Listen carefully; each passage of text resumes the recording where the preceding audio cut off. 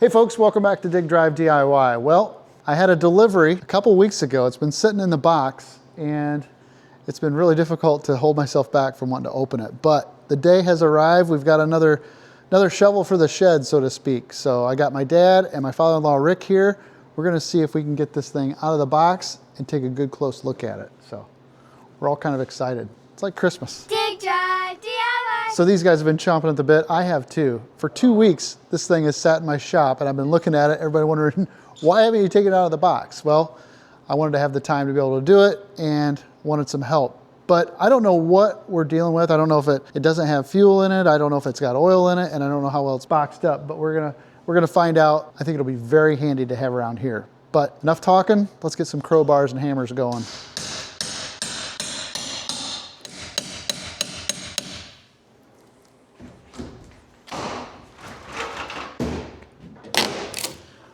Oh, I see the roof. It is right here to the top.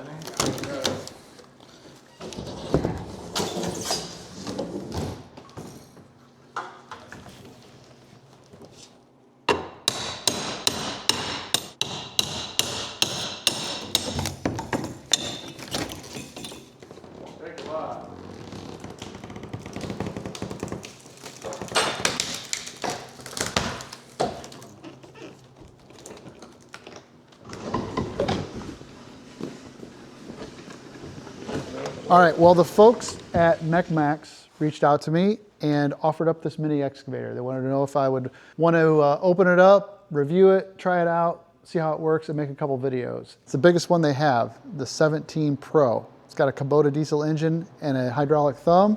So right now, I'm just trying to find the dipstick to see if we can check the oil, make sure everything's good and it's got fuel in it. And I'd love to fire it up and see if we can make it work. And then we got to find some work for it, but that won't be hard. Dad already has a project for it, and I've got a couple things lined up for it too. You know, it sat for 2 weeks at a box in my shop, so the wheel's been spinning for a while now. Is there anything on the side that shows like where the dipstick would be? I think it's got oil in it though. This is the coolant level, so it's full of coolant.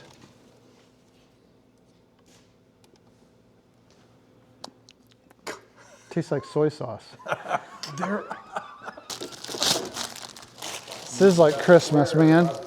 I've never got to unwrap a brand new piece of equipment. Like when I brought my dump truck home from Michigan, the muffler fell off on the interstate and I had to, remember that? I remember that, yeah. That's what I'm accustomed to when it comes to equipment, is figuring out how we're gonna get them home, not unwrapping brand new plastic. All right, all unboxed. We'll see if it's got a dead battery or not.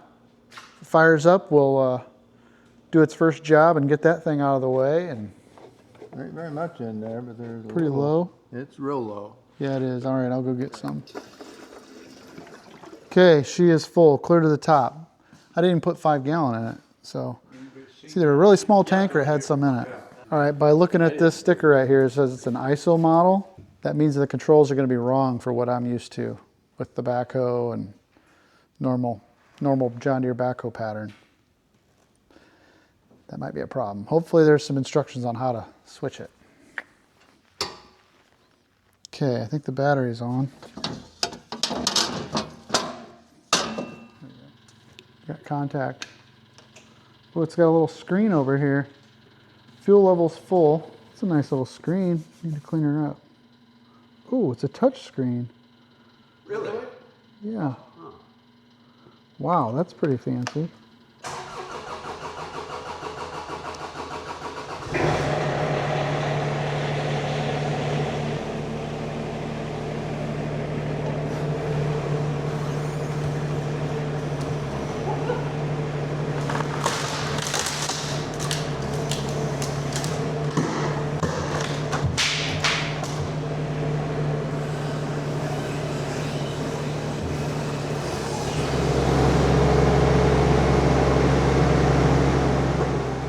All right, so I got to work and figure out how to overcome the ISO pattern, the change in the hydraulics, but I do want to see if I can widen the track. So this lever here looks like you can select between the blade operation and the tracks. So I'm going to move it to tracks and see if we can get it to widen out, and I think we got to be moving while we do it. So.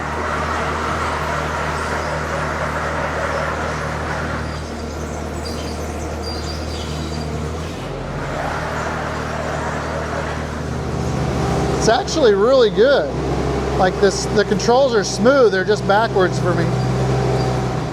Now we need to put we'll put the blade out.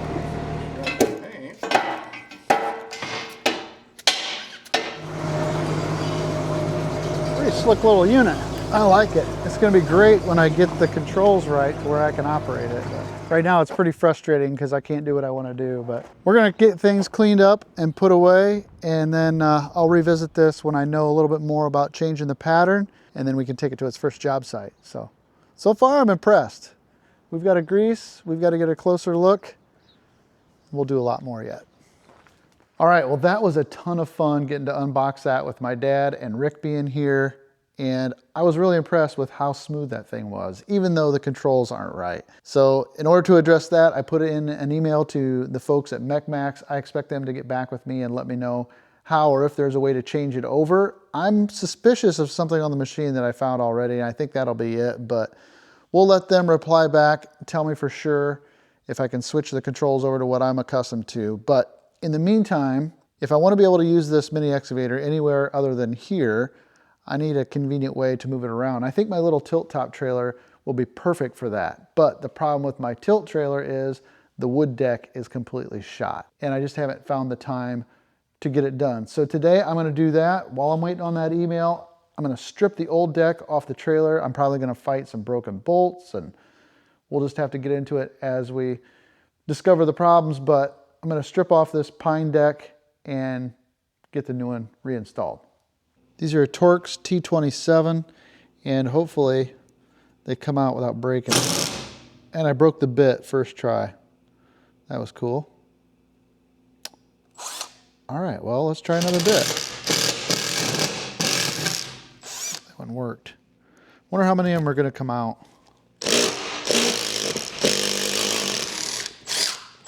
This is hard on the ears, so I'm gonna get some ear muffs and just see how many I can start pulling out without them breaking or breaking the bits. I think it's gonna be a mixed bag, but so far I got 3 out. All right, a couple of these, the bit won't grab a hold. There's debris in the head of the screw. All right, some of these that are stripping out, I'm gonna try an Allen driver first. Maybe I could get an Allen driver to hold, but if not, the last effort is to drill it out, drill the head off. Whoa! Got it. Huh, say I drove it in.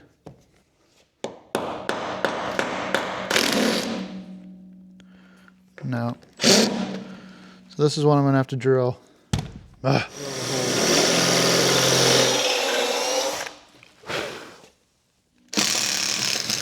One aspect of this is that the boards are underneath the metal at both ends, so you can't just lift it out of there. What's stuck too? I'm gonna cut it here in the middle.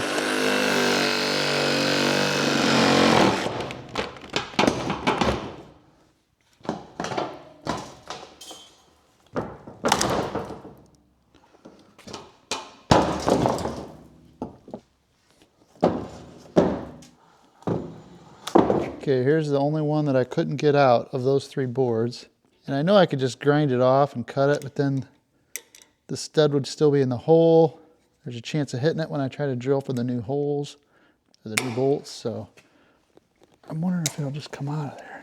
If not, I'll just cut it off. There we go. All right, got all of them out one way or another. Okay, well, I think that's the procedure. Get them all out if I can. Use an Allen wrench when the Torx strips out. If that doesn't work, then drill them out. But yeah, I'm just gonna keep trying to get the whole thing stripped off. Get to the point where we're putting it back on.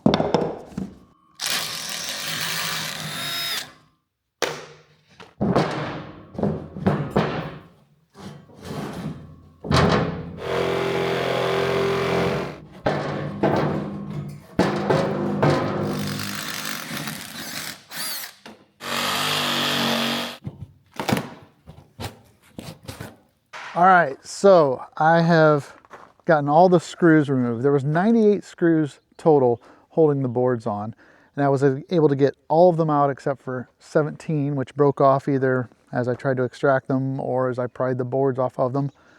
I broke 4 Torx T27 bits, but I wanted to get the screws out because when you go to put the new screws in, you have to drill a new hole. You can't reuse the holes. It'd be impossible to try to hit those holes.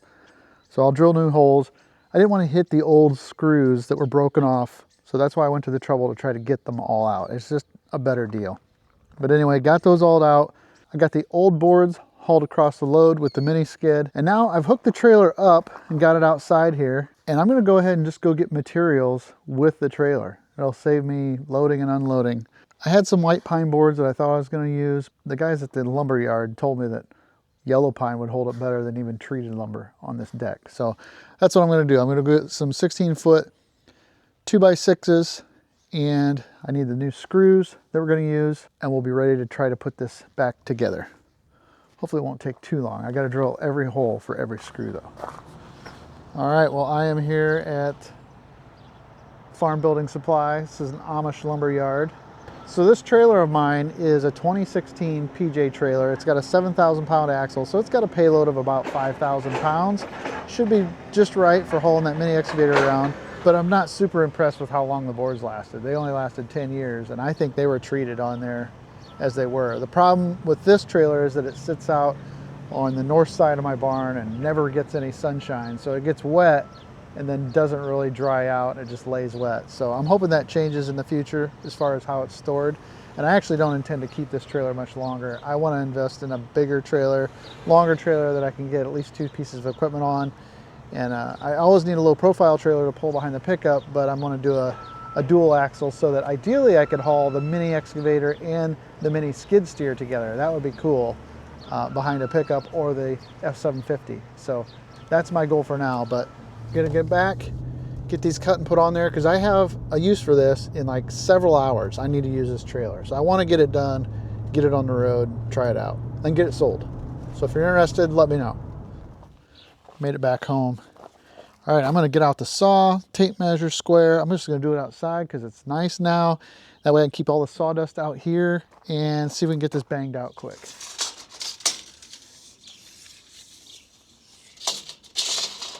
I need a 129 and a 20 would be 149.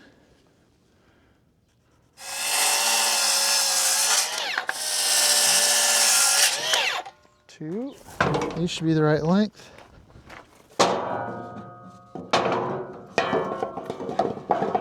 That'll work.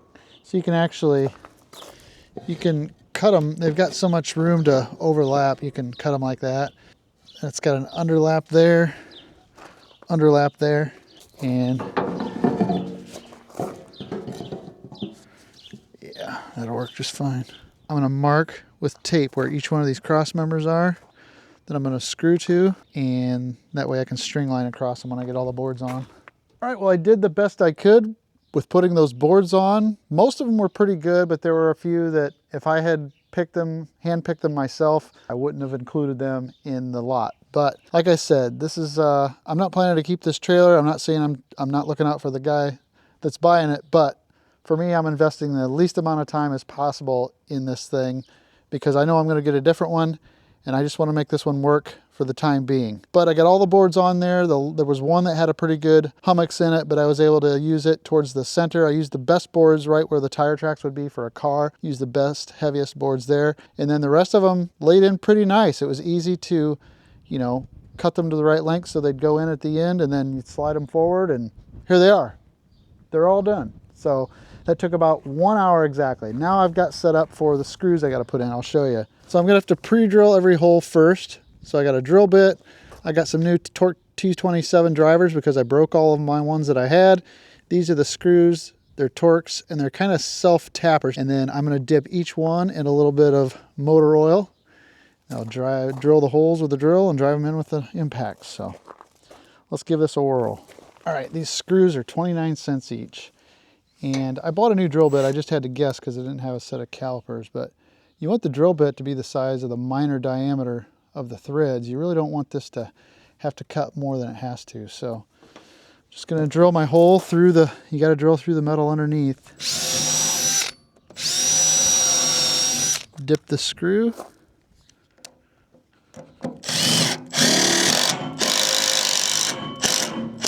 Perfect.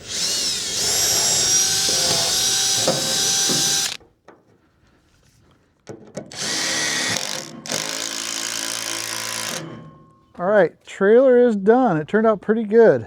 Got it all drilled out. It took me 1 hour to do the deck boards and about 1 hour and 20 minutes to put all the screws in. So all told today, counting my trip to town, I got about 4.5 hours in the whole project. So not terrible, but now I need to know if I can switch over that excavator. So I happened to see an email come through. I'm excited about that. We'll see what that's involved. And if it's all good, we got to load this thing up and get to town because they're going to be waiting on me. All right, so the little Kroba Mini is in position to receive grease. It came from the factory with all these little red grease caps on all the zerks.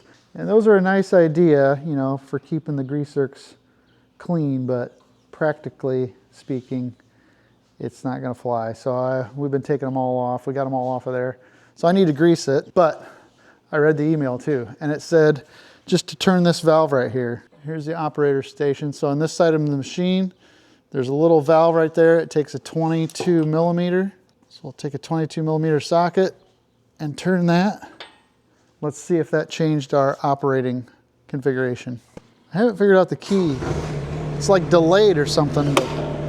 Okay, this should raise the boom now. And it does. All right. So that is way better. Those are the control configuration I'm used to. The sticker's not right now, and they wanted to point out that if it has an ISO model sticker and you switch it, it's not gonna work out, but it's good. Let's throw a little grease on it, get it on the trailer, and we gotta get to Harlem. It looks like it did have grease in it. I thought it hadn't been greased because all these zerks still had paint on them, but it does have grease in there.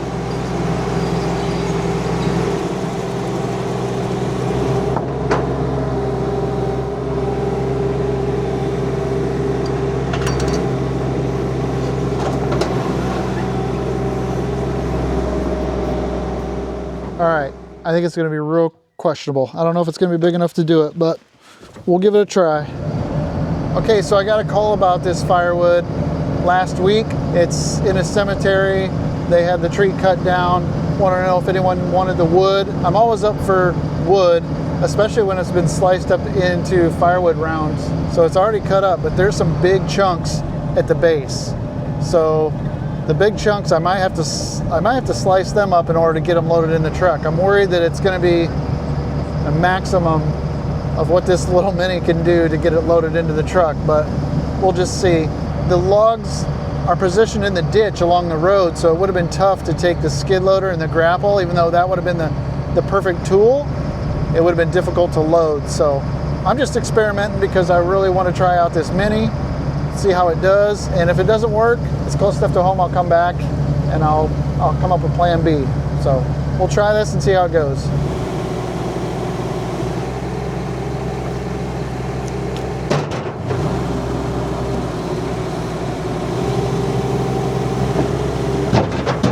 You know what? I am actually really impressed with this thing. Some of the problems I was experiencing was from the thumb operation, because in order to actuate the thumb, you have to press a button. And every excavator I've ever ran, to actuate the thumb, you just use the rocker switch. So I'm gonna see if there's a way I can change that. And if there is, this guy is pretty dialed, I tell you what, man. I'm really impressed with how smooth it is. Just a lot of things, I guess. We'll go home and get this unloaded. It's a whole new day, by the way, but I gotta see if I can get the dump truck dumped. I'm gonna try to do it without taking the tailgate off, and then we'll head back up there and get the rest of that. I got a really good idea for loading the rest that I should have thought of the first time. We'll see if that makes any difference, but.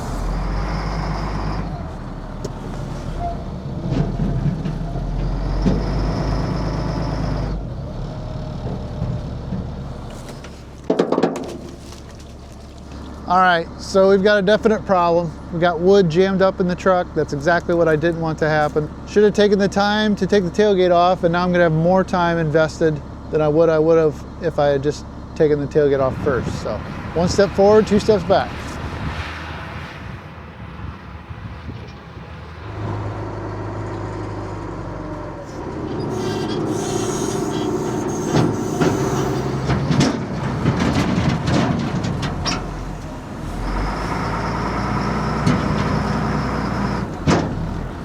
Okay, let's hook the trailer back up and head on to Harlan again and hope this next load doesn't get jammed up in the tailgate. Trying to decide where to set, where I can get the most of this. I think I'm gonna pick these up and pile them up right here, and then I'll move the excavator and sit right there.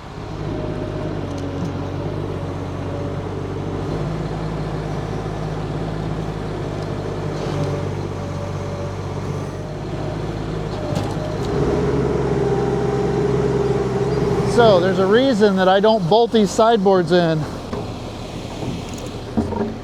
So they're easily removable. Okay, so that should clear up some of the issues I was having. If I can load in here now comfortably, all our problems will be solved. Okay, let's give it a try now.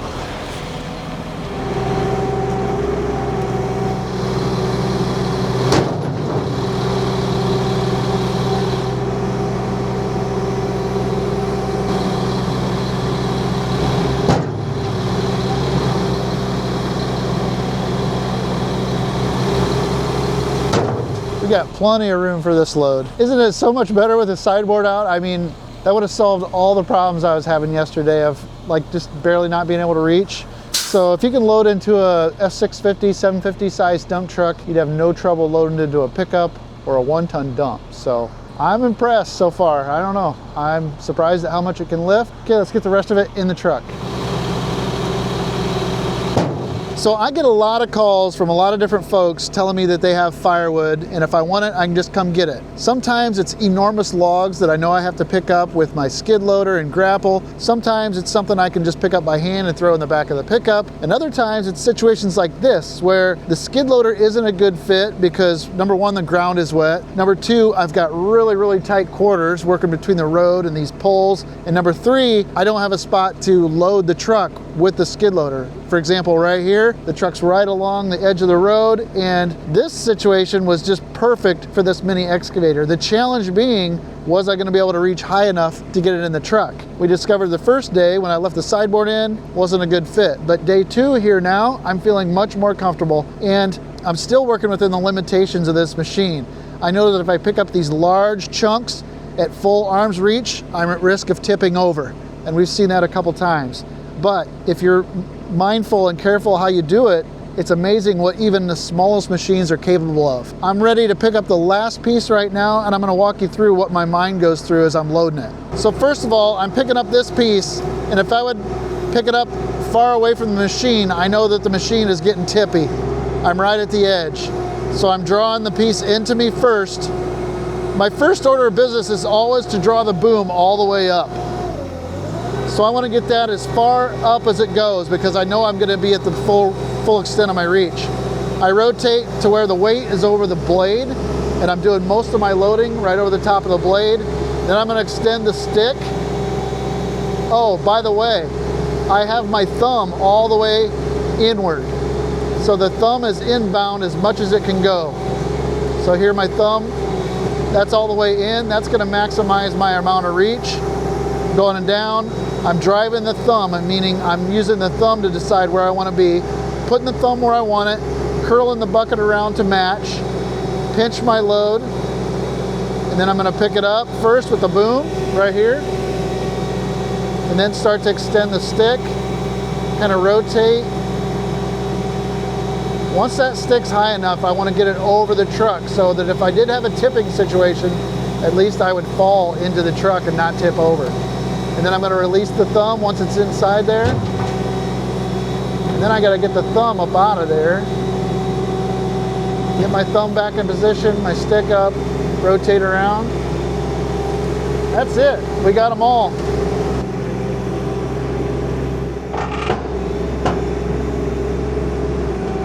So we're here at Cousin Tony's. He's got 3 walnut logs that were dropped in his driveway, and they're kind of in the way. All we've got right now is this, and they look too big for this, but I was surprised what it did before, so let's just try it and see what happens. We might have to come back with something bigger.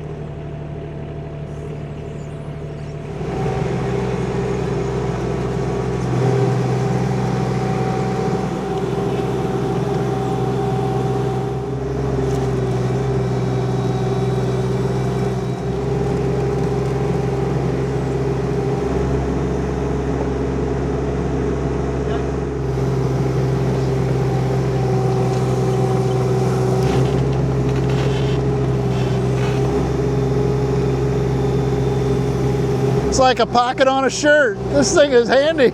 I never would have thought I'd have moved that log. I don't like tearing up your driveway though.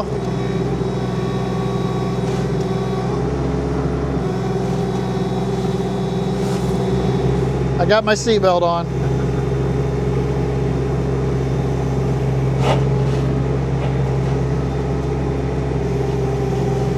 I think I'm gonna have to carry it like I did before.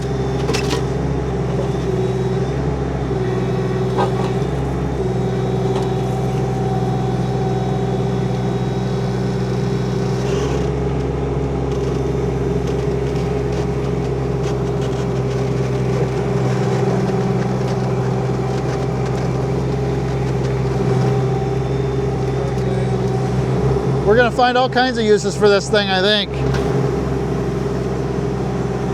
All right, it's time to talk about some of my first impressions. There's just a couple of things that I wasn't quite crazy about, and there was more things actually that I really liked. So first of all, the things I wasn't crazy about. The main thing was that thumb, and I talked about it when I was loading the rounds of firewood into the truck. So there's a rocker switch for the thumb. It rocks left and right. And when you go to the left and right, it moves the boom independent of the house. So every once in a while you'll bump this or you'll hit it thinking you're going to run the thumb, and it's actually moving the boom. In order to actuate the thumb, you have to push this little trigger button on the left-hand controller. Anytime you want to use the thumb, it's push the trigger on the left and then run the thumb up and down with the rocker on the right. I would prefer that the rocker on the right actuated the thumb without this push button. Now what that tells me is that there's an electric diverter valve somewhere that controls the function between the thumb itself and the boom rotation. I'm not talking about the house rotation. I'm talking about the boom can turn independent of the house. So it'd be a matter of just switching some wires on that valve probably so that this rocker actuated the thumb. So it's probably achievable if I dig into it. That was my biggest dislike, to be honest. The only other thing was the thumb wasn't very fast in its actuation up and down. So those two things. The other thing is it didn't come with lights up here. I would have preferred that it had lights, and I reached out to them to ask. They said it's kind of an option and it can be configured in different ways depending on who wants what. It does have the flashing strobe on the top, which I think is nice. It's got a little cup holder over here, which I think is great. And overall, the fit and finish was pretty comfortable. Like I said, I've been impressed. The only other really complaint is that it's small, and that's the nature of it. I'm not a very big guy, and it's kind of tight for me to sneak my way in and out of here, even with this handle all the way up. So those are kind of the two negatives to me. The thumb actuation and the access, but those aren't deal breakers by any means. Otherwise, I'm mostly impressed with the thing. I mentioned I don't know how many times how smooth it was, and as I got onto the controls, that all kept getting better. I was impressed by what it could lift, and obviously this size machine, we can see that it would pair pretty well with an F750 dump truck or smaller. Now loading dirt might be a different story, but as far as using the thumb to load firewood, it was able to do that. Well, let's talk about the one thing that's probably on most everyone's mind. You see a lot of these imported excavators across YouTube. And if you're familiar with this kind of stuff, you probably see it in your neighborhood too, at an auction lot or a dealership of some sort. There's a lot of them out there on the market, and some of them are way less quality than others. I actually met the folks at MechMaxx at the Louisville Farm Show, and I was pretty impressed with their offerings. Their equipment looks like it was well built, well thought out for the most part, and they've got a good representation here in the States. I like that it has a Kubota engine. I like that it all feels good. You know, the fit and finish is pretty good. So I was impressed. And when they offered up to work with me on this, well, I'd challenge anyone watching this, if you were offered up the same kind of deal, whether or not you could turn it down. So this is going to fit and pair really well with what I do. I got the mini skid that I'm using around here, and now this combined with a pickup truck or a small dump truck, you can get a lot done. And I've got a lot of jobs lined up for this. So obviously there's links in the description down below and a pinned comment to MechMaxx.com, and You can check out the Mech 17 Pro. This is their biggest offering in the mini excavator line, and they've got a lot of smaller ones. They've got tons of equipment, tons of attachments, and just get on there and look. You'll see that there is a wide range of things that they offer on their website. So I'm looking forward to what I can get done with this. I'm looking forward to new jobs and new prospects. Now that you got a machine like this that's as handy as a pocket on a shirt, you start to think about all the ways you can implement it and all the favors you can do and all the work you can get done. So that's what we're going to do this summer. But mostly, I want to thank you so much for clicking on this video. Hope that you liked it. Leave a comment down below. And if I'm lucky, I'll see you in the next one. All right, let's go find the next thing to do.